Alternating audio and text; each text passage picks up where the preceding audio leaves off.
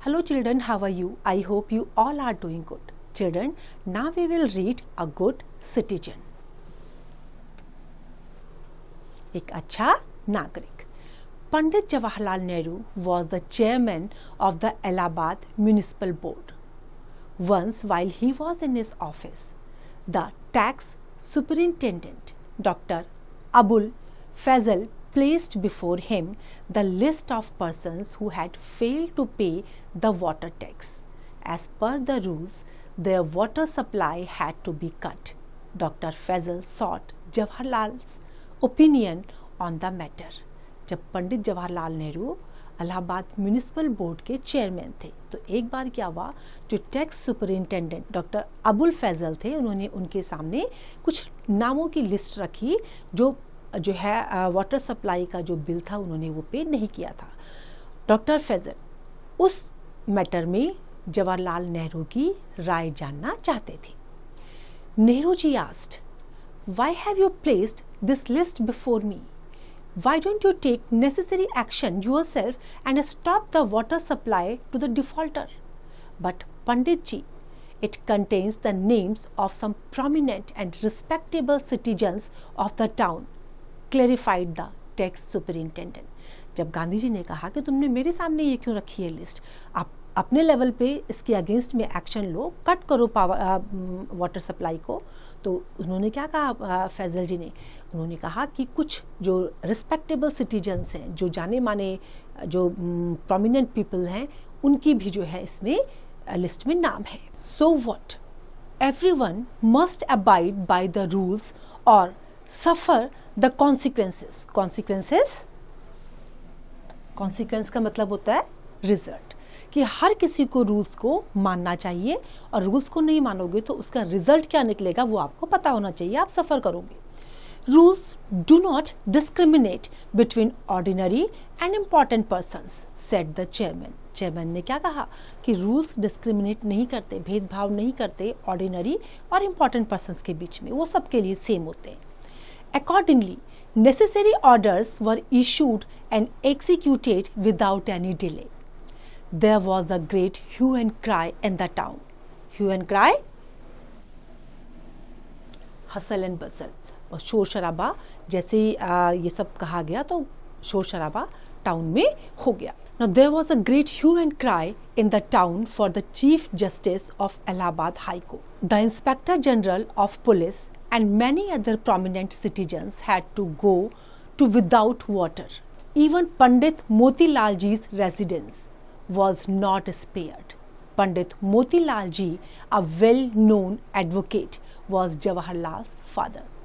अब जब ये कोर्ट का जो ये ऑर्डर था, ये ऑर्डर पास किया गया कि किसी के भी साथ डिस्क्रिमिनेशन नहीं होगा, तो बहुत से जो प्रोमिनेंट लोग थे वो भी, उनको भी बिना पानी के रहना पड़ा. इवन कि पंडित मोतीलाल जी जो जवाहरलाल नेहरू के फादर थे, उनको भी पानी के बिना रहना पड़ा.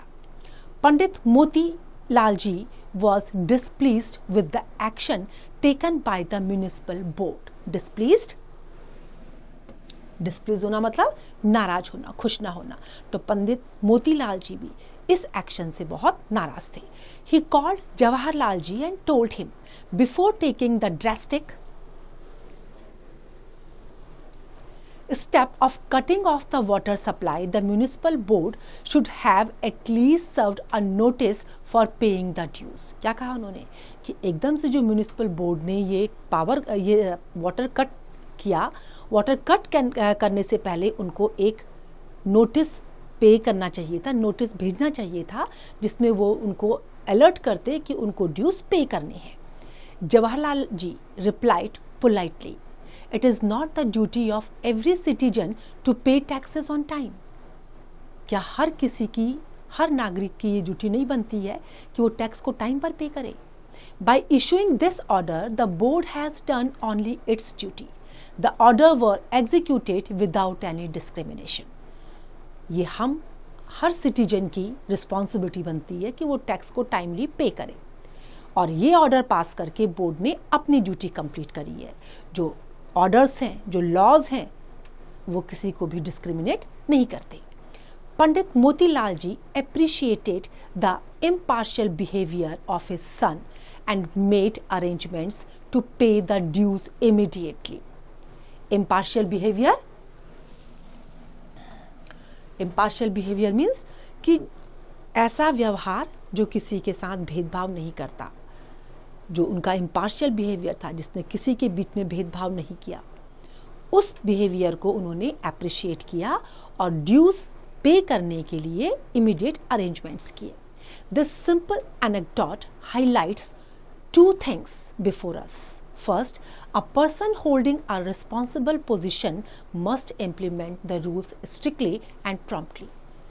एक तो क्या क्लियर करता है ये कि जो पर्सन पावर में है, जिसको रिस्पॉन्सिबिलिटी दी गई है, उसको रूल्स को स्ट्रिक्टली फॉलो करना चाहिए और लोगों से करने के लिए बोलना चाहिए, भेदभाव नहीं करना चाहिए.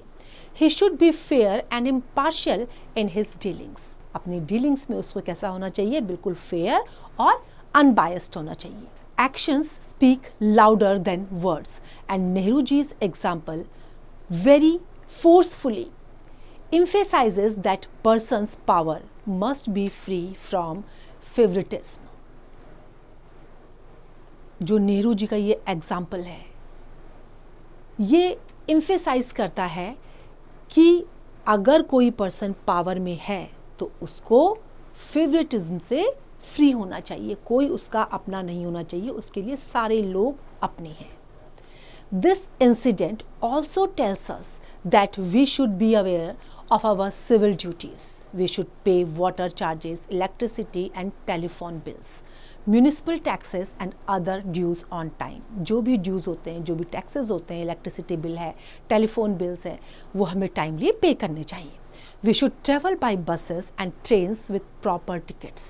Apart from paying our dues on time, we have to follow many other rules in our day-to-day life. We should willingly and voluntarily follow these simple rules.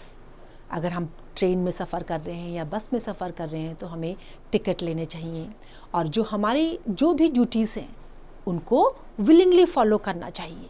जो रूल्स होते हैं उनको विलिंगली फॉलो करना चाहिए. For example, we should stand in a queue while waiting for a bus or purchasing a railway or cinema ticket or for our turn on a public telephone.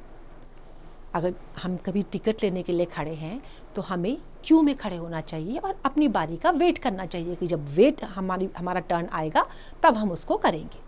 In our everyday life, there are many more such occasions when we have to stand in the queue.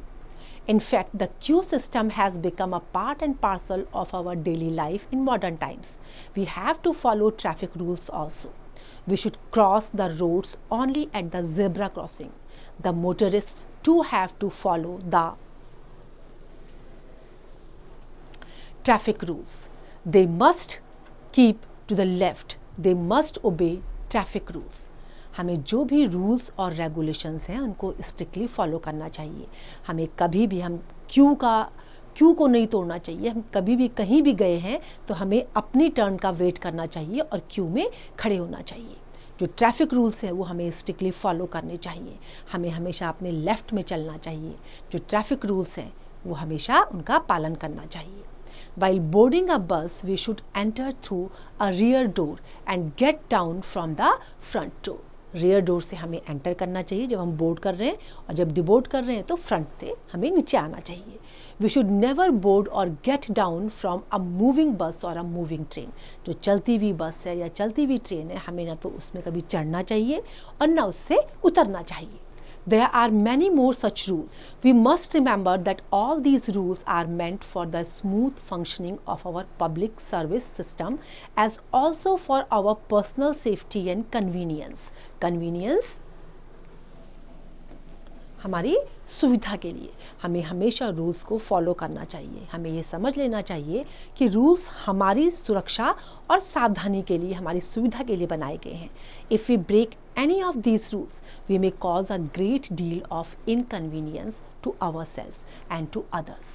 Breaking of some rules, such as the traffic rules, may sometimes prove fatal. Fatal means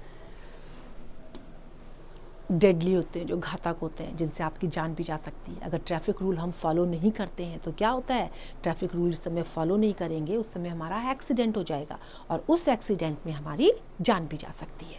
so follow the rules strictly and be a good citizen. इसलिए rules को follow करिए और एक अच्छा नागरिक होने का जो दायित्व है, जो रिस्पॉन्सिबिलिटी है, उसको निभाइए। तो देखा बच्चों, कभी भी हमें रूल्स को ब्रेक नहीं करना चाहिए। अगर हमें हमारा जो ड्यूज़ है वो हमें टाइमली पे करने चाहिए, टैक्सेस हैं वो टाइमली पे करने चाहिए। जो रूल्स जहाँ भी जिस फॉर्म में जिस तरह के रूल्स बने हैं उनको हमें फॉलो करना चाहिए, हमें डिसिप्लिन को मेंटेन करना चाहिए। I hope this is clear to you now. This is your exercise, you have to practice it.